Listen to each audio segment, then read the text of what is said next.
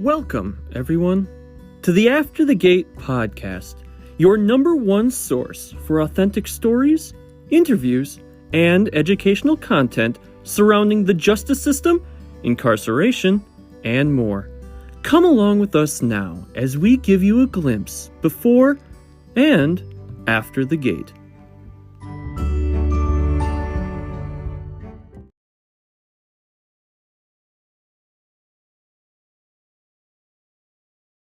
Yo, what's up, everybody, and welcome to the After the Gate podcast. Tonight, we have a special guest kicking off into 2023. We're going to be jumping in and learning a little bit about Derrick. We'll kick things off, man. Tell us your name, age, and location. Derrick Moore, representing Hardaway Learning. That's my business. That's my movement right now.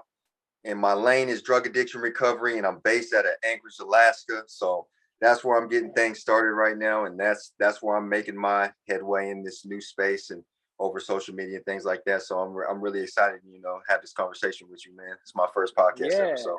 Looking forward to it. Yeah, and super excited to share with the audience your story tonight, your experiences and everything.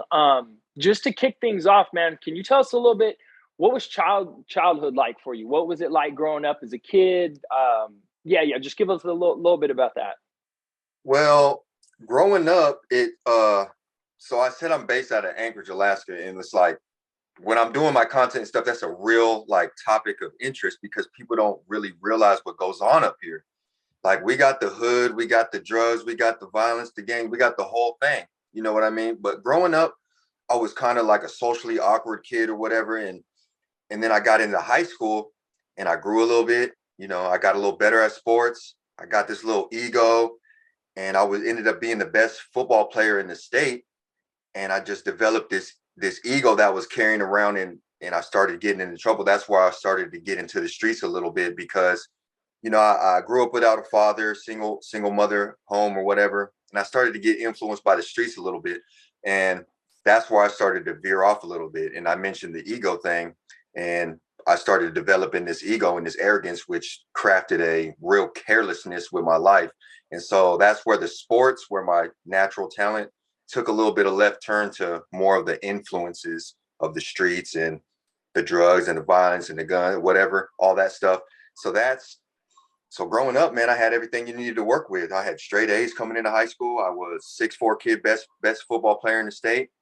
And, sometimes the path doesn't go as, the community would think it would go, or I thought it would go. And so it started to veer off, and then that's Anchorage, Alaska. It has the same things you would think at any other hood or street or whatever. It got the same thing, it's going to look different because it's a different state, but, so that was a little bit of growing up in Anchorage, man. It's a little different. That's crazy that you mentioned that, that's a hot topic for your social media, because honestly, anytime somebody thinks of that, they're like, man, it's cold. Maybe there's Eskimos up there. They got oil, stuff like that. They're not thinking the normal stuff that's going on, like you mentioned. Yes.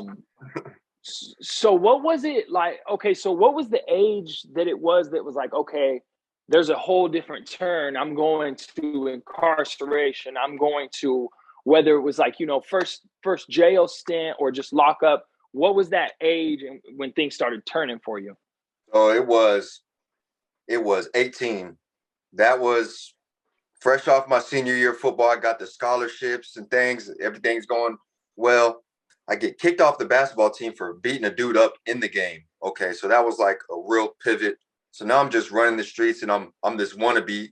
Anything you want to be, you're a wannabe at first. So I wanted to be the street guy. You know what I mean? Mm-hmm. So I'm doing my little hustling and stuff and riding around with this new kid from Florida. One night we go out and I'm just doing my little hustle moves and things like that. And he hops out and he robs a random dude, and everyone in the car, including me, gets charged with robbery. All over the news. It's, high school basketball player arrested, everything. I'm charged with a Class A felony. And that was my first felony. That was my first felony charge. 18 scholarships down the drain. And that was the moment where, it took a turn for the left, and consequently, I was placed on house arrest for a year, and it wasn't one of those alcoholic detecting ones. So I actually became an alcoholic while serving that term. So 6 months into my 18th year, I became a felon for the first time, and I became an addict, an alcoholic for the first time. And that's, that was the beginning. 18 years old was when it started to, take this turn for the reason we're even having this conversation right now. Yeah, yeah. Do you think why do you think you turned, you know what I mean, to the alcohol? Do you think it was just an easy thing to turn to during that circumstance, and it was like you were just trying to be rebellious, or you're trying to cope with things, or like what was going through your head? Well, really what it was, this is what I say, like, it's what how do I like to explain it? Because people get different reasons. Like, you got trauma, you got abuse, pain, all these reasons why you could get addicted to something. And for me, it wasn't that. Like I said, I was developing this ego, and I was a very shy and insecure kid. So what I would drink, took my first drink 17. I liked how it made me, fluid with my spirit, charisma, all that type of stuff. So I liked the feeling, how it made me into a different person. And then you have this ego, like you're invincible. Like, what's an alcoholic? My favorite uncle was an alcoholic, homeless, the whole nine. Like, that's not me. So you mix that in with the boredom of house arrest, and it really, in a real carelessness. Like, I felt invincible, not feeling like that, but that's how I acted, like no consequence. Like, never thought, oh, I could become an alcoholic, or I need to chill out. Never a thought of that. It was just, I'm doing whatever the hell I want. It don't matter. So that's, and there was no governor for me to, like, awareness, none of that. So it was just a mix of boredom and carelessness with decisions, and, my overall view of how my wellness of my life could shape out. It just never crossed my mind. How did you know, like, the point, you said alcoholic, right? When did you like come to the terms with, okay, it's alcoholism, when you thought it was a little bit further than just having fun? Well, never did it cross my mind until I got in trouble for a minor in consumption. Probation was like stalking me, and they caught me buying a fucking little pint or something, like just a fiasco. And I ended up getting a minor in consumption at 19 or whatever. And I had to go to this your little treatment for the misdemeanor or whatever. And I remember just thinking, like, because at this time I wasn't drinking every day, but I was drinking till I black out. I didn't have no way to control it. So I remember asking the lady of the that was doing the treatment, is there two different types of alcoholics, ones that drink every day and one that just can't drink till they or ones that drink till they black out? And she was like, yeah, absolutely. Those are your two types of alcoholics. And that was the time it clicked in my head, like, man, but, typical addict fashion, buried it, probably went and got drunk that night. You know what I mean? Yeah. It's easy when you're in the cycle to turn to it. It's easy to bury and just keep it pushing, which is what I did, because, just convinced myself I wasn't and kept it pushing. Yeah. So let's talk incarceration. Was that something that, like, when you finally got locked up, was that like, oh crap, like, this is insane for me? Or were you like, nah, this, I can handle this. This is something I've been through or have mentally prepared myself for? What was that like for you? So this is like, I'll give you two key moments. Like, I'll give you my welcome to jail moment when I was 18. I get there and I'm, whole thing, I'm crying, calling my mom. I want to go. First time in prison, in jail. First time in trouble in my life. And it's like, fuck. They're like, man, this is real now. Like, and then the guard, like, strip down, give me your clothes. So I'm in my boxers, and he's like, yeah, take your underwear off. I'm like, you want my underwear too? He's like, yeah, you in jail now. I'm like, that's when it hit me. I'm like, shit. But I'll tell you, that was my welcome to jail moment. And then you walk into the unit, and it's just like big, just like dark and shit. Everyone's staring at you, looking at new meat, and you're 18. You're like, man, that was a real wake up call right there. But I'll tell you this, man, this was the worst. This is one of the worst things that ever happened to me. I'll tell you, I'll like, I always say this, like, I remember that first day I'm crying, and I'm just like, I'm trying to get out and all this shit. I'm scared to death the first night, and then the second night, a little bit less, man. I'm getting a little bit more, I'm getting a little calming down a little bit. And then the third night, I'm saying, it died down a lot more. And then within that week, I kind of adjusted and got a little bit more comfortable, unfortunately. And that was one of the things that, like, I was able to adjust really quick. And that almost made it to the point where, it wasn't a fear for me anymore. And so that's why my life continued to, go down that route, because I adjusted to it so fast. So it was like, but that first moment, man, that first moment, man, that was a real, I'll never forget that one. Yeah. For everyone listening, that's never been to jail, it's rough, or prison, it's rough. Yeah. So Derrick, what was the turning point?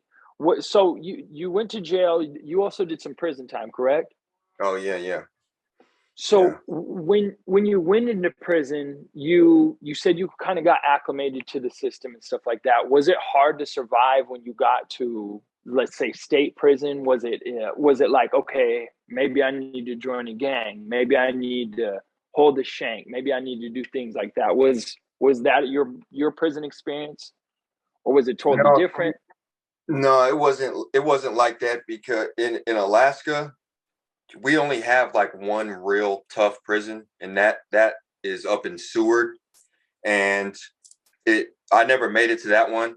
And in prison, like you said, like, you either join a gang, you do something. And I had my thing. Guess what? Mine was basketball. I was the basketball dude. Every prison I've been on, I was the best basketball player there. So that's a way to, like I tell people, like, there's one way you can do your time. You mind your business. You know what I'm saying? Like, you just be you and mind your business. So that was me. I was always just a basketball player. And then this I'm talking about in Alaska. And I've also been to federal prison, which is actually where I was able to change my life, and which is what I'm on now. In federal prison, it was a little bit different, because I was still the basketball player, but as you mentioned, gangs and stuff, it didn't work. They have their gangs in their cars and things like that, but that's how it is with cars. It's by race, and then you got your cars. And fortunately, I was in a prison in Sheridan, Oregon, which is the closest one to Alaska. And so a lot of people from Alaska was getting shipped there, including me. And that's the only place in the nation you're going to have an Alaska car.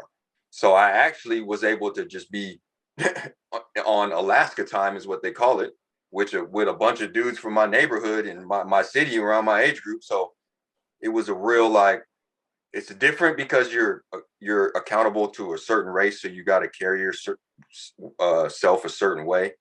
But as far as like the group I was in, it was just Alaska, which was, fine for me for my first federal prison sentence. Yeah, that's a blessing in disguise. Like, some people might not see it, but that's almost a blessing, because it was easier time in a sense, because you knew some of the people, or it was a little bit more comfortable. That's nice. Yeah, for sure. It was just okay. So, go ahead. Sorry, I didn't mean to cut you off there. Go ahead, man. No, I was just saying, yeah, you just. So with your. I'm sorry, bro. I think it's just a little. No, you can go ahead. I'm sorry it's a little time. It's all good though. You can go ahead. Cool. From your state sentences to your federal sentences, how much time have you done total locked up in your life? So November, I was just released. So I did a full 4 years federal, and I've done about 2 separate, like, 14-month sentences. So that'll give you about 2.5 years. That's about 6.5. And then you just sprinkle in all the 90 days, 30 days, 120 days. I always say around 7 total. Yeah, 7 years, 7.5 years, something like that. But this last one, that four straight, first full calendars I've ever, like, 19 January to December, 2020, just January to December, like, so those are real Counting it calendars. all down. Yeah, those Yeah. that changes the game a little bit. You do some years and 14 months here and there, you're getting out top of the beginning of next year, whatever. But when you're sitting there for whole calendars, man, it's a little different. Yeah, I agree. What was it during your prison sentence that you said that you experienced the change? What, like, was it the time you were doing? Was it someone you spoke to, a mentor, something? Like, what instituted that change? Because you said, you got acclimated to all that stuff, so it was almost easy at this point, just like many other people who've been in your shoes. So Yeah. what was that big change for you, man? Well, what it was my issue. My issue was the drug addiction. Like, that was my issue. And that's what was fueling my crime. You know what I mean? So the crime was sending me to jail, but what was fueling it was the drug addiction. So it was me getting into prison and having another jailhouse prison sentence, or jailhouse drug addiction. So I'm literally in prison with another drug addiction about a year and a half from getting out. And I'm just thinking to myself, like, dude, you're about to get out of prison and you just did 4 straight years and you're going to get out a drug addict again. What do you think you're going to do? You think you're going to get back into the streets, not do the drugs, sell them, not get caught this time? Like, you've done that 100 times. It never worked. So it was just this one particular day when I was sitting there and I was sitting in my cell and I was staring at the floor and I'm thinking these harsh criticisms in my head, just like, you need to get your shit together right now. And then COVID came around. So all the drug trade in prison has slowed down. So, and that was the time that I needed. It was almost like the luckiest circumstances you could ever ask for. And, without being able to get to the drugs or whatever, I literally had the time in 23-hour lockdown because of COVID. And I just started picking up and reading books. And that's when I started learning how to think different. And that was the very beginning of me being able to change. I started reading these self-help books when COVID hit and I had the time on 23-hour lockdown. And that's really what started the change for me. Man, that's awesome, bro. That's Yeah. awesome. So you mentioned that you developed a drug habit inside prison. So a lot of people listening, right? Like, me being in prison, I could understand it, but could you just tell people, like, how could one like yourself develop a habit inside prison? How are drugs, like, how are they in there that easily that you could have a habit of it? Yeah, well, you gotta understand one thing. Like, for people that don't understand, like, prison, you're literally grabbing, I won't say the best, but you're grabbing all criminals. You're putting them in one place. These are all your drug addicts, all your drug dealers, all the dudes with all the plans and the moves and the money. Like, that's where they are, especially in federal prison. So there's never going to be a prison where there's not drugs in there, just because there's not a actual way they can permanently stop it.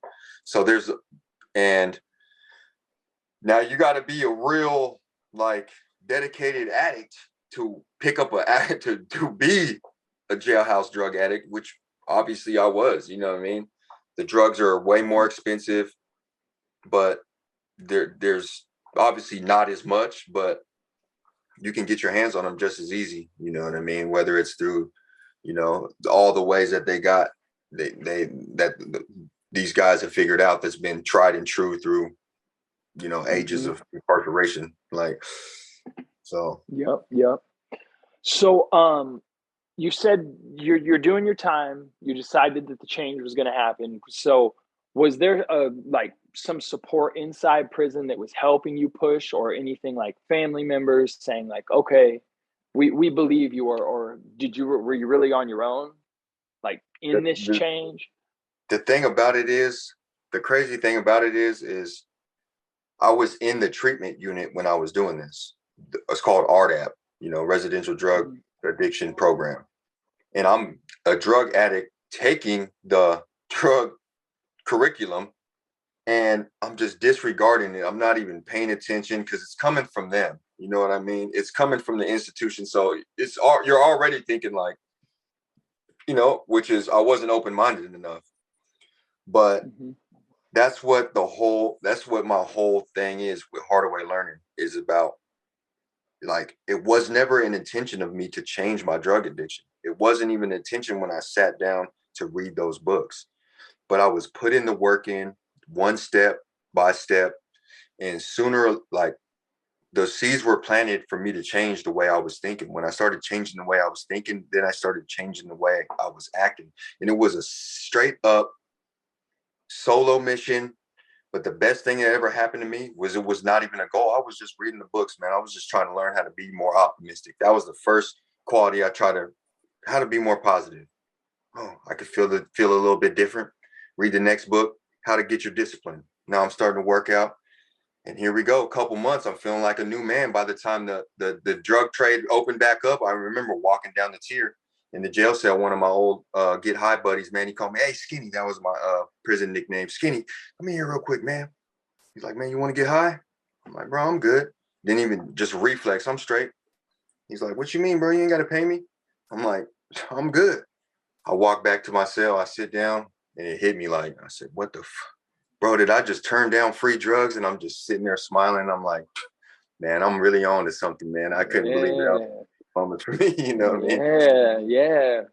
That's a blessing, bro. That's a blessing to hear that. That's super cool. Right. So with let's say your whole entire prison experience, what did you take away the most from it? And was it like, we know there's probably some horrible experiences or things that you've seen that went down inside prison, but let's take away the good. What's the good that you have from prison? Did you meet anybody there that, like, really changed your life, or you changed their life? Anybody that you really connected with during your transformation into a new person? Was there anything like that going on? What really, probably what I actually found my purpose in prison, and that was from people like witnessing the change. It was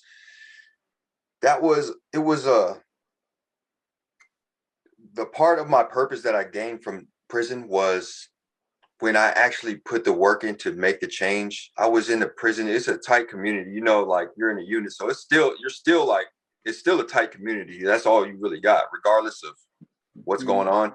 That's all the people that's like your whole city right there, whatever. And man, I just remember like getting so many compliments from older inmates and younger ones telling me like, "Bro, I want to be like you." Older ones telling me like, "Bro, you really got something, like, you're special." And that just like changed my whole perspective. Like, that's what gave me the purpose that, like, want to actually help people, because they actually made me a mentor in the programs where I was actually helping people with their treatment work. And it just made me feel so good about myself to help. And then to get the compliments and the recognition of, like, it was different to see like your internal work be expressed in the compliments, because you could get the outer ones. "Oh, bro, you look good, man. Yeah. Oh, so you got a lot of money." Like, all that stuff's cool. But when you work on the inside, and then people are like, they can see it on the outward, like, "Bro, you making moves, man. You looking like a different man." Like, so that's where it was like, this is the route for me. And that's where all the crime, that's where all the prison and all the drugs is just in the past now. Like, because of what I learned, what I went through, like, that prison, it changed my life, like, for the better. You know what I mean? Yeah, for the better. Super blessing. Yeah. What was your re-entry like when? So typically people know, you get out, they need to find jobs, they need to find a place to live, clothes. What was it like for you getting out of prison? You had done some lockup time before and got out, so re-entry wasn't new to you. But when you finally changed and then you get out, what was re-entry like? Was it hard to get a job, a normal job, a 9 to 5? What did you jump into? What was your support circle like? Was Was reentry what people could think it was like? You know, you get out and people are like, okay, we're going to help this guy get on his feet. What was that like for you? Well, re-entry is very tough. Like, it doesn't matter where like your mental state is. It's tough to get out with nothing, which is how I've gotten out plenty of times, which was similar to this time. I had a little bit of money, so it wasn't as bad as the time before. But my go-to route when I got out before was just try to find a job, didn't work. Oh, fuck it, I'm back in the streets. But this time it was a little different because I knew I had changed and I couldn't go back that route. So it's like I was almost in like a no plan B, you know. So, and what ended up happening was, instead of the material things like the clothes and the money and the, you know, no car that was stressing me out, like that I didn't have before. I didn't have those things this time. I had a little bit more than I did previous times. But what hit me this time was this like anxiety and this depression. And I think that was from like being a recovering drug addict. I'd always suppressed those things. And so when I got out, I remember walking off the plane from getting out of the feds, landing in Anchorage, and it just hit me like a ton of bricks, man. It was like I was frozen. My family surprised me. I couldn't even barely talk. And it really stuck with me for a while. And it was like hindering me as far as trying to find a job. And I remember like getting denied for like 4 straight jobs right off the bat. And I was just thinking like, man, this is not going as planned, like not going how I planned it would be. But man, it was just that change, that little bit of change in me, like just stick with it. You know, that way, it's not the way, just stick with it. I ended up getting a job at one of the friends gave me that I did time with out there, got me a job at the little chicken spot. So I'm working there, at least I'm working. And then my old co-defendant got me a job at her spot, a little bit more money. Then I'm working 2 jobs. Then I ended up working my way up and getting a better job. So it was just about sticking with it. That was all it was. You know, it was tough. It was tough. But, you know, the other times I just ran when it got tough. I just ran, picked the sack up, did the whole 9, man, you know. And this time I stuck with it and ended up working out. I love it. I love it, man. Can you explain, tell everybody that's listening, all the viewers, a little bit about Hardaway Learning, and tell them just you said prison shaped it, but could you just explain a little bit of what is Hardaway Learning and what do you foresee it in the next coming 5 years? So Hardaway Learning, it's like my street name was Skinny. I used to rap. My rap name was Skinny Hardaway after the basketball player Penny Hardaway. And so everyone called me Skinny in prison and all that. And they never called me Hardaway. I was just a secondary name. But as I got older, like I realized that I actually embodied that second half of the name a lot more. And that's because growing up, no father, no real mentor, none of that. And you have to learn some way. And the only way that I learned was the hard way. So that's how I learned everything. That's what Hardaway Learning stands for. It's about learning the hard way. And so what I'm doing currently now is I'm trying to make my name in the drug addiction recovery, because I have to, if I'm going to teach people for them to learn, they have to know how I learned the hard way. And the way I learned the most hardest, toughest lessons was through my drug addiction. I got to prison, all that stuff too. But that's where I learned the most. That's where I learned the most of my lessons from. So right now I'm writing a book called 7 Steps from Sobriety to from Addiction to Sobriety. And that's going to be coming out here later next year around March or something. And so hopefully I can make an impact in the drug addiction community. And then I plan to do my own podcast where I'm just, if you think about it, we all learn the hard way. You know, it doesn't matter. You don't have to go. People might look at my story. Damn, you've been addicted to heroin, meth, you know, the whole 9, been to prison. That's hard. No. What you've been through is relative to you. I know what you're going through is just as hard for you as what I was going through was for me. So that's how we're going to turn this into, you know, everyone's involved type thing, not just drug addiction, but that's what we got planned right now. We got the book coming out. Yeah. We got the TikTok, Hardaway Learning TikTok. I'm on TikTok doing pretty good over there. The IG Hardaway Learning as well, and Facebook. So that's what we just started about a month ago, you know what I mean? So we just now getting going. Everybody listen in the video description below. Everybody tap in with the Instagram, TikTok, and we'll be able to pull those up on the promotion link. So everybody tap in, connect with them. It's good, man. I think too, with everything you're doing with Hardaway Learning, bro, it's like through telling people stories and creating media, you're literally like an educational platform for individuals, like you said, addiction, prison, jail, could just be leading life of anxiety, depression, whatever it may be. There's like an outlet for all kinds of people. I love it, man. I love it. Yep. So, aside from Hardaway Learning, let's talk personal life. Like what's in the future for your next 5 years of life? Is staying in Alaska something that like, hey, I want to stay out here? Do you want to do a lot of traveling? Are you currently on federal parole or regular parole? Do you have to deal with anything like that with like any of your travel? What's 5 years look like for you? 5 years right now, it's about, I'm on federal probation, which is okay. It's a lot different when you're not a young knucklehead like I was on state probation. Impossible for me to do it then. So it's a lot different easier. Now. Yeah, it's a little easier. It's not as bad as I thought it was. Like, I was like, man, I'm on probation in jail every other month. But so we're trying to get off probation, which I'm doing pretty well. I'm just doing my thing, man. I'm just staying out the way. And as soon we're going to keep moving on Hardaway Learning. Obviously, that's the aspirational, but that's going to dictate where I take my life personal. It's definitely not going to be rooted in Alaska very much longer. Once I get a little bit more financially secure, only been out for a year, so we still got a lot of things to work on. This is where most of my support is because of this is where I'm from.